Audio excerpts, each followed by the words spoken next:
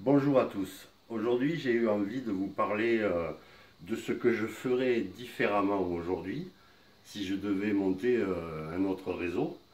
Ce qui, j'espère, va arriver parce que celui-ci, il est quand même expérimental, il est voué à être démonté, je ne sais pas quand, mais enfin prochainement certainement. Donc, il y a certaines choses, du coup, euh, que j'ai fait, où j'ai fait peut-être des mauvais choix, des erreurs carrément. Et je vais vous parler de ça. Alors, alors la liste est longue. On me suis fait un petit tuste voilà, pour m'y retrouver. Donc déjà, quand on monte un réseau, bon, je ne vais pas parler de la menuiserie, évidemment, il faut que ce soit solide. Ça, évidemment, peu importe en bois, en acier, en ce que vous voulez, mais il faut évidemment que ce soit solide. On va commencer au niveau de la hauteur du réseau. Là, à quelle hauteur on monte le réseau? Alors moi, j'ai monté le réseau quand même très haut, là. On a 1,20 m là. Alors pourquoi j'ai fait ça? Parce que je voulais éviter d'avoir une vue trop plongeante, une vue trop aérienne. Je voulais avoir une vue un petit peu étirée avec des perspectives. Ce qui fait que quand on est au bord comme ça, on est un petit peu en hauteur, mais pas trop, ça va. Si c'était beaucoup plus bas, on aurait une vue plongeante. Je voulais un petit peu éviter ça. Et comme je voulais faire de toute façon un réseau sur un seul niveau, moi je me suis dit que ce serait bien de faire ça à 1,20 m. Voilà, donc c'est pour ça que le réseau est à 1,20 m de haut. Mais comme aujourd'hui, si je devais refaire un réseau, il y aurait des gares souterraines déjà en bas, un plateau principal au milieu et certainement une rampe qui amènerait les trains à 40 cm au-dessus, là, je ne pourrais pas garder le réseau, le plan principal à 1,20 m. Donc je pense que je me situerai entre 1 m et 1,05 m. Oui, c'est quand même assez précis. C'est pas évident de choisir la bonne hauteur de réseau. Voilà, il n'y a pas de règle absolue. 1,20 m, c'est bien aussi pour pouvoir câbler dessous. Moi, j'ai mal au dos, voilà, comme plein de gens. Et quand on a 1,20 m, on est quand même plus à l'aise que quand on a un petit mètre. Là. C'est pas évident quand il faut câbler pendant des heures et des heures. Euh, le soir, on le sent hein, qu'on a câblé longtemps. Voilà, donc la hauteur, bon, c'est à vous de voir. Tout dépend de ce que vous allez, votre tracé de voie, ce que vous voulez vraiment fabriquer. Ensuite arrive le choix du plateau de roulement. Alors là, j'ai essayé plein de choses. Voilà, j'ai essayé de la tablette de pain massif, ça va très bien. C'est évidemment très lourd et ça va très bien, ça pour amortir le son, c'est pas mal du tout. Après, ici, sur ce module là, alors là, ici, ça c'est du contreplaqué de 5 mm. C'est ce que préconisait le hors-série Loco Revu qui m'a permis de réaliser ce module là, il y a longtemps. Alors, il n'y a même plus la date là, je sais pas, il n'y a pas la date. Mais voilà le module, ce module là, il est issu de ce plan là. Alors il préconisait du contreplaqué de 5 mm. C'est ce que j'ai fait, mais je trouve que c'est vraiment pas assez épais. Ça fait peau de tambour. C'est pas, on entend réellement la différence entre la tablette de pain qui elle fait 18-19 d'épaisseur et ça qui fait 5. On entend réellement la différence. D'autant plus que moi j'ai quasiment que des vieilles machines qui font déjà pas mal de bruit, qui sont pas très silencieuses. Le AD par exemple, on sait qu'on n'est pas en panne, hein, on sait qu'il tourne. Voilà. Donc là, 5 mm là-bas, tablette de pain de 18-19, je sais plus. Et alors carrément à ma droite, ici, là j'ai fait l'erreur, mais bon je le savais, c'était une erreur quasi volontaire. Pour des raisons de coût, j'ai fait ça avec du polystyrène extrudé. Alors ça va très bien, et ça a plein d'avantages même. Ça se travaille bien au cutter, ça se travaille bien au décapeur thermique. Le mortier colle qu'on va utiliser après pour faire le décor colle très bien dessus, il n'y a pas de souci, sauf que on a une super peau de tambour. Et là on a beau faire, hein, on a beau mettre une semelle sous la voie, on aura vraiment un son C'est assez agaçant finalement quand on roule là-bas. Vraiment, les machines font du bruit. Alors évidemment, les machines, le peu de machines récentes que j'ai, elles, ça peut aller, ça va. Mais les vieilles machines, là, je vous dis par exemple le AD, c'est quand même, il fait quand même un sacré boucan, hein.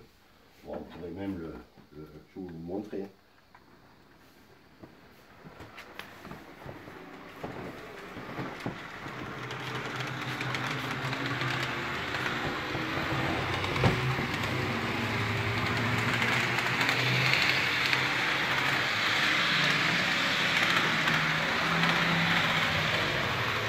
Voilà, c'est quand même assez bruyant, on va dire.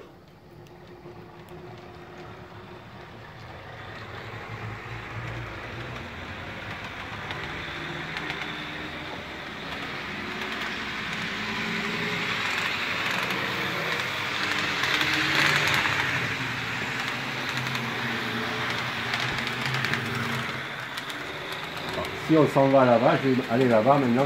Normalement, il devrait quand même faire un peu moins de bruit. Là, tu ne pourras pas le suivre longtemps. Voilà, là, le bruit se calme quand même beaucoup. Voilà. On va aller plus loin. Là, c'est la partie cachée. Mais bon, encore une fois, ouais, c'est une machine qui, à la base, fait quand même beaucoup de bruit. Je vais la ramener.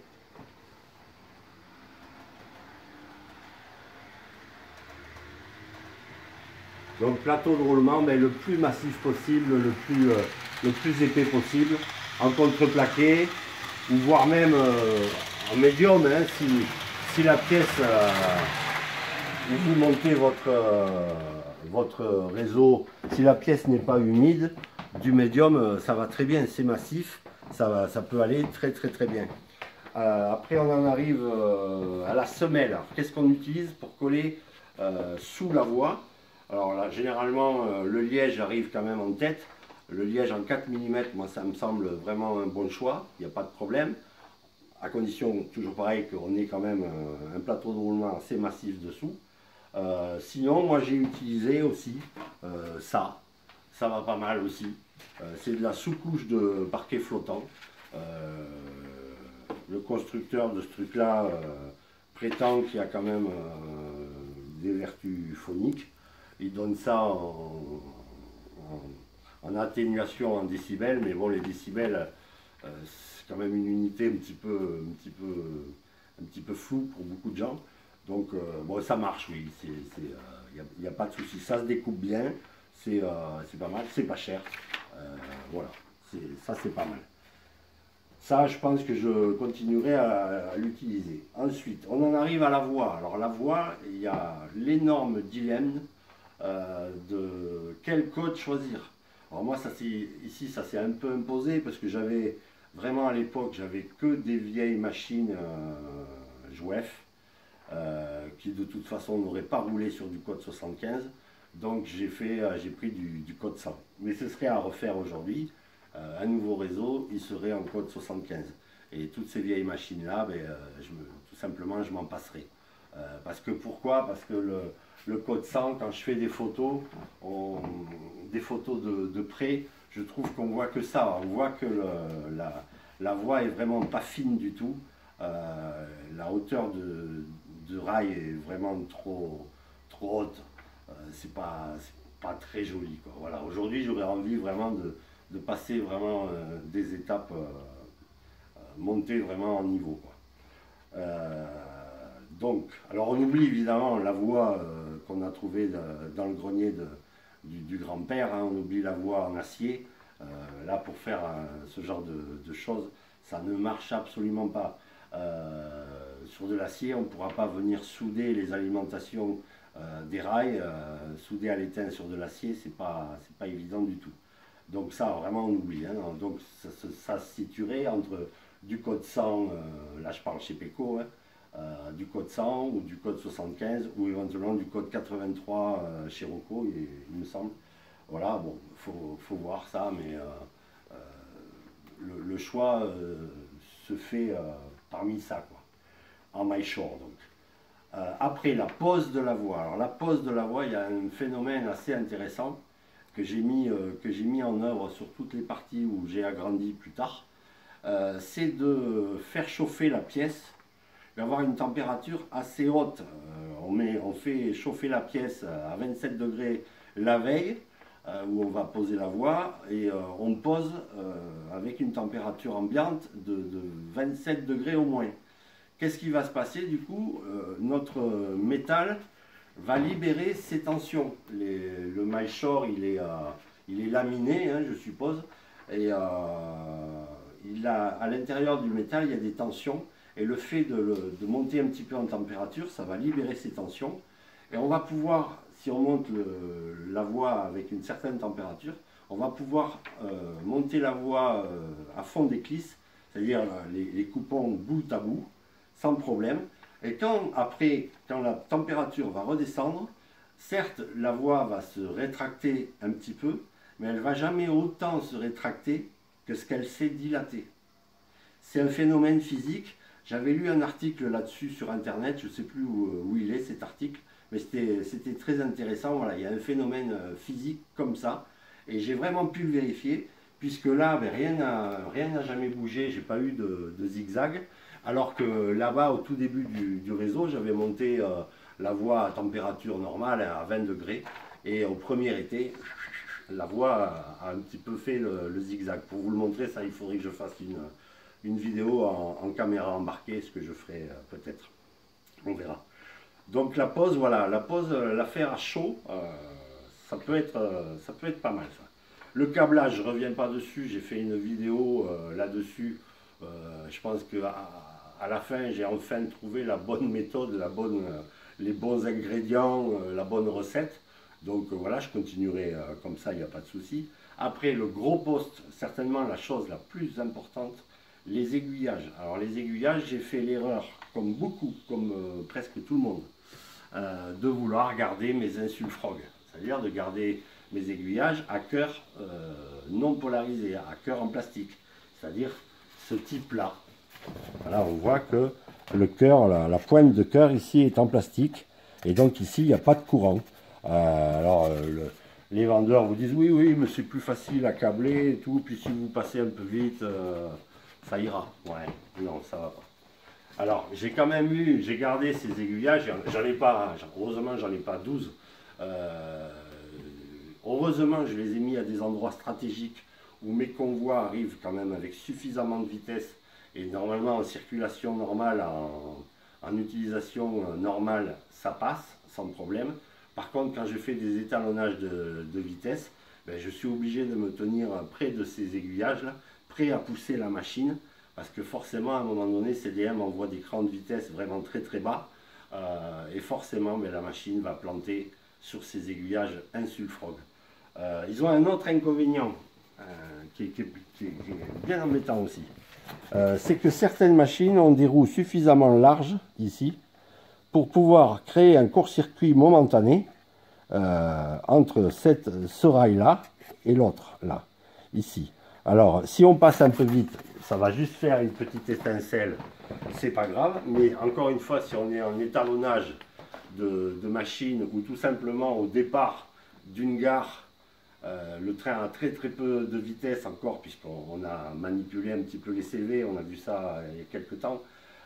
Donc le train a très peu de vitesse, on risque de planter donc à la fois pour un défaut de captage et peut-être même pour un défaut de court-circuit.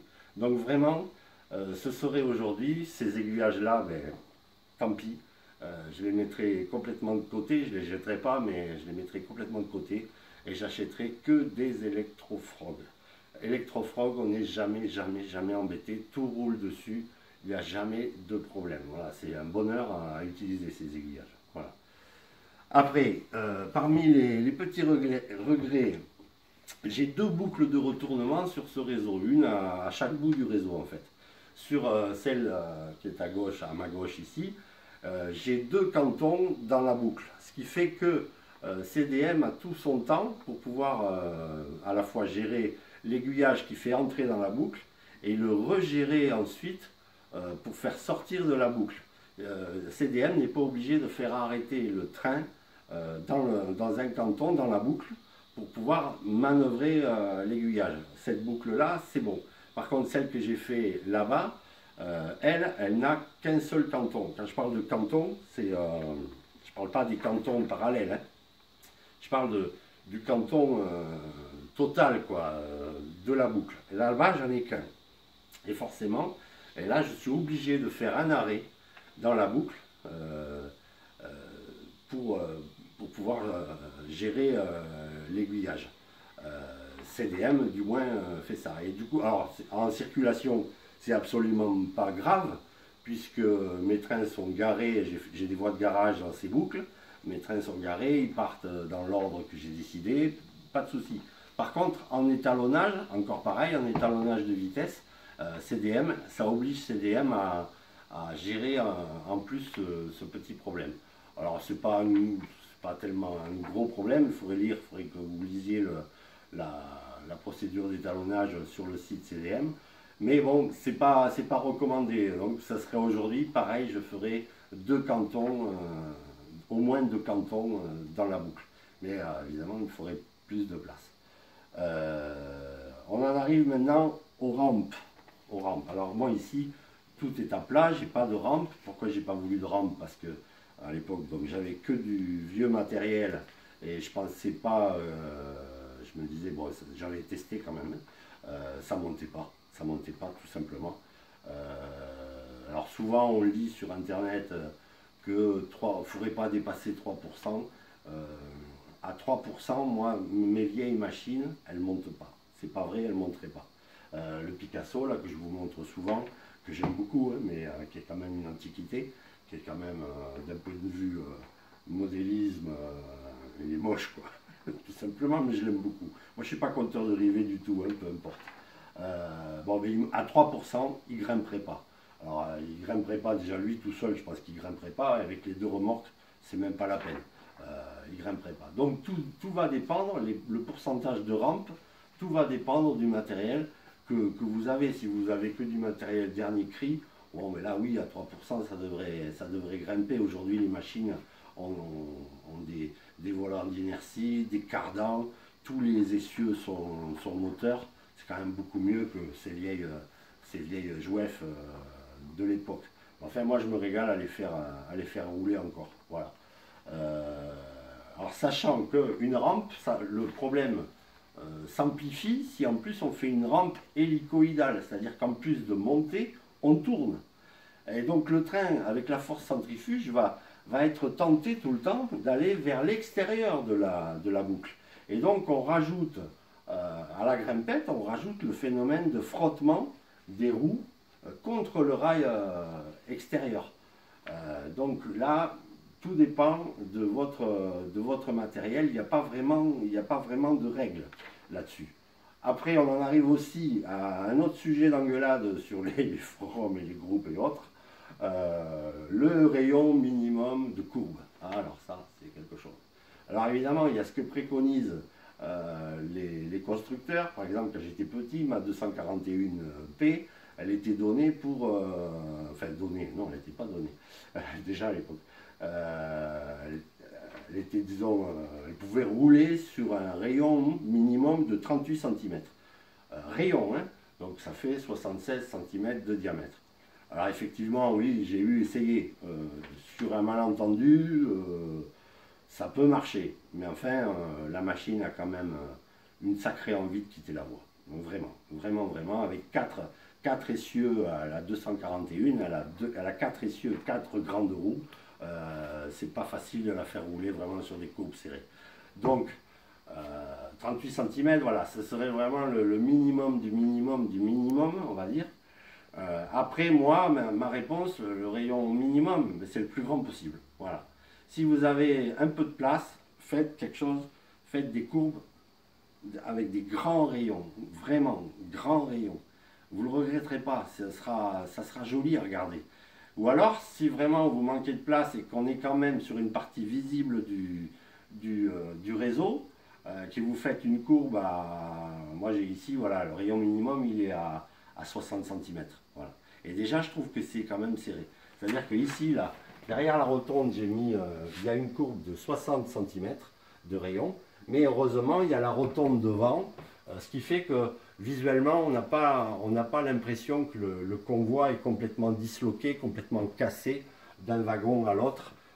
Ça va pas mal. Par contre, sur les parties vraiment hyper visibles, telles que là-bas, là j'ai fait des rayons de 1,50 m, je crois, de mémoire.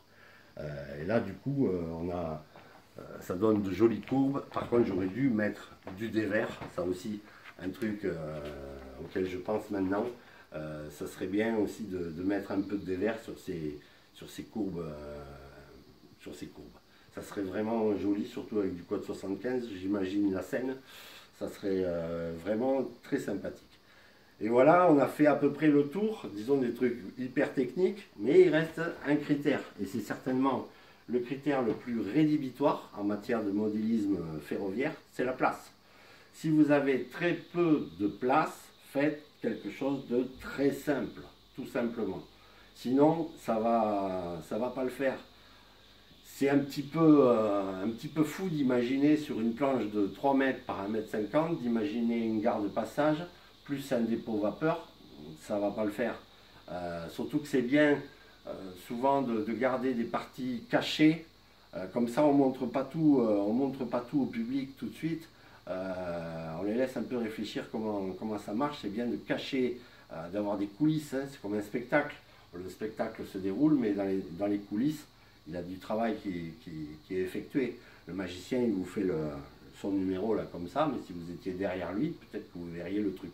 Donc, essayez peut-être de cacher des choses, un peu comme moi j'ai fait là, au niveau de la ville ici. Voilà, là dessous, sous la ville, j'ai 3 voies de garage d'environ 2 mètres et quelques de long, quoi. Ce qui fait que quand on voit un train entrer dans ce sens-là ici, et qu'on en voit un autre ressortir quelques minutes ou quelques secondes plus tard, on en voit un autre ressortir, les gens se demandent comment j'ai fait. Voilà, après évidemment je leur montre, hein, je dévoile les secrets, mais voilà, c'est pas mal de se garder quelques endroits cachés du réseau. La place, donc, ouais, la place. Alors, il faut savoir que 1,87e, puisque là on est en HO, ça veut donc dire que 1 mètre de réseau, ça correspond à 87 mètres de réalité. Bon, dit comme ça, on ne tilte pas, ça va. Mais ça veut aussi dire que 10 mètres de réseau, ça ne fait que 870 mètres de réalité. Et 10 mètres de réseau, déjà des réseaux qui font 10 mètres, c'est quand même, c'est pas courant. Et voilà, même avec 10 mètres, on n'atteint pas 1 km de réalité. Donc voilà, c'est quand même une échelle un petit peu qui ne nous fait pas de cadeau, qui n'est pas si petite que ça. Alors on pourrait penser à passer en N, hein, ça diminue juste le problème en deux, c'est pas, même en N, la place manque, généralement. Voilà les amis, ce que je voulais vous dire. J'ai dû oublier plein de petites choses comme souvent, mais on aura l'occasion de peut-être d'y revenir. Et voilà. Je vous dis à très bientôt. Ciao.